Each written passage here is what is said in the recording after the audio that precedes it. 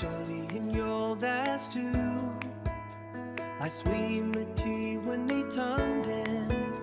The staring down to mute. And can learn the pole that sunk he died. In the previous section, we learned that a Canadian-controlled private corporation can claim the small business deduction on the first $500,000 of active business income. But what prevents a business owner from simply creating several corporations and claiming a separate $500,000 limit for each one, without any restrictions? One owner could operate 3 different corporations, and each corporation could claim its own small business deduction.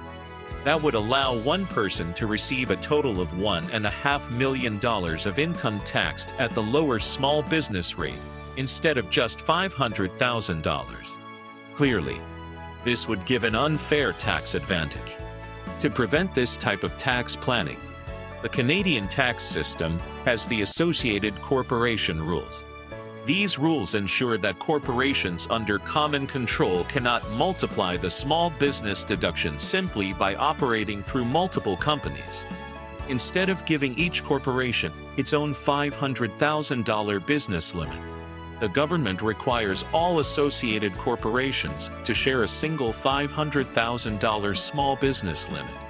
This means that the total amount of income eligible for the lower small business tax rate remains capped, regardless of how many associated corporations exist within the business group.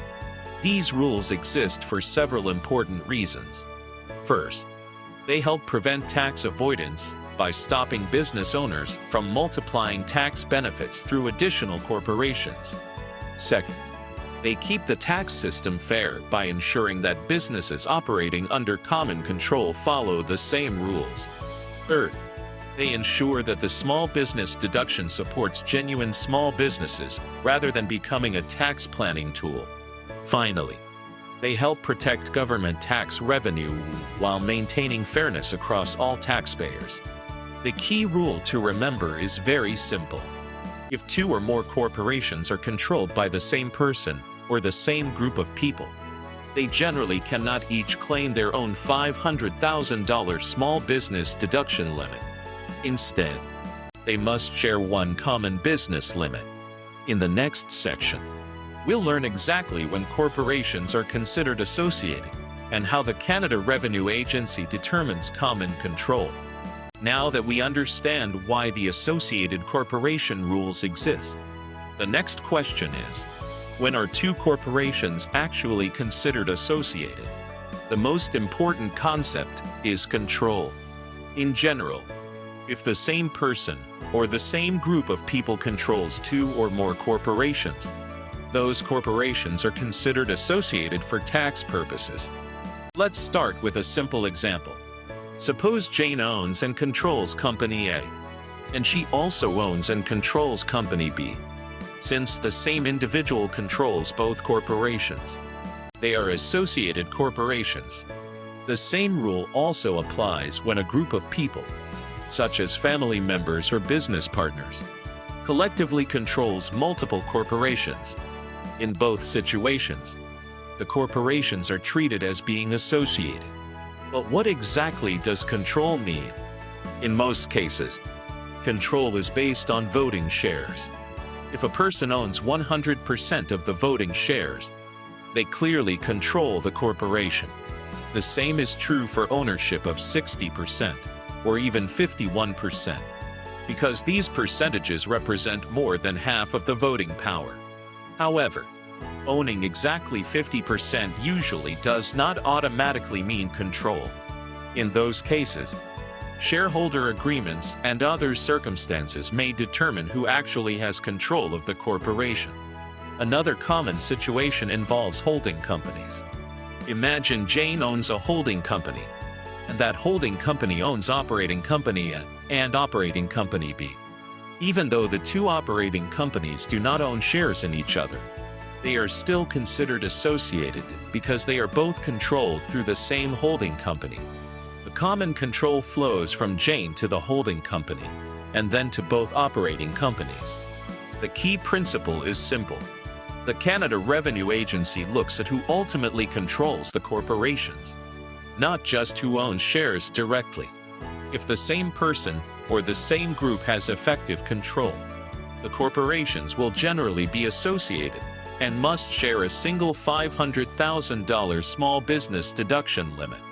As a tax preparer, this is one of the most important questions to ask every corporate client. Do you own or control any other corporations? Also ask whether there is a holding company involved. Identifying associated corporations at the beginning of the engagement helps prevent incorrect small business deduction claims and avoids costly reassessments later. Now that we know which corporations are considered associated, the next step is understanding how they share the small business deduction limit in practice.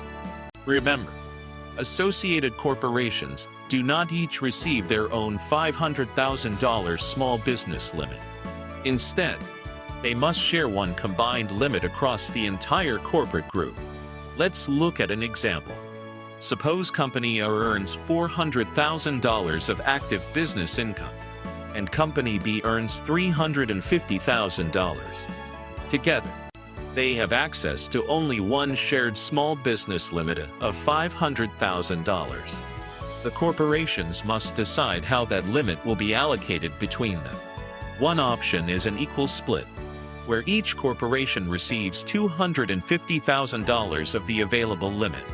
Another option is an unequal allocation, such as $300,000 to Company A and $200,000 to Company B. It is even possible to allocate the entire $500,000 limit to one corporation and none to the other. The important point is that the Canada Revenue Agency does not require the allocation to be equal. The corporations are free to divide the limit in any way they mutually agree, as long as the total allocation does not exceed $500,000. Once the corporations have agreed on the allocation, they must report it to the Canada Revenue Agency using Schedule 23, which is filed along with the T2 corporate income tax return. Schedule 23 identifies the associated corporations and records exactly how the shared small business limit has been allocated. Each corporation then uses only its allocated portion when calculating its own small business deduction. There are several common mistakes that tax preparers should avoid. Never assume that every corporation automatically receives its own $500,000 limit.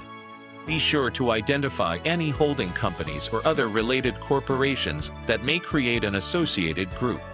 Also ensure that all associated corporations report a consistent allocation. If the total allocation exceeds $500,000, or the corporations report different amounts, the Canada Revenue Agency may reassess the returns and deny part of the deduction. A good tax preparer always begins by asking a few simple questions. Does the client own any other corporations? Do they control any other corporations? Is there a holding company involved? And has the $500,000 small business limit been properly allocated and reported on Schedule 23? The key takeaway is simple. Associated corporations share one $500,000 small business deduction limit. The allocation is flexible and can be divided in any agreed manner, but the combined total can never exceed $500,000. And the allocation must be properly reported to the Canada Revenue Agency.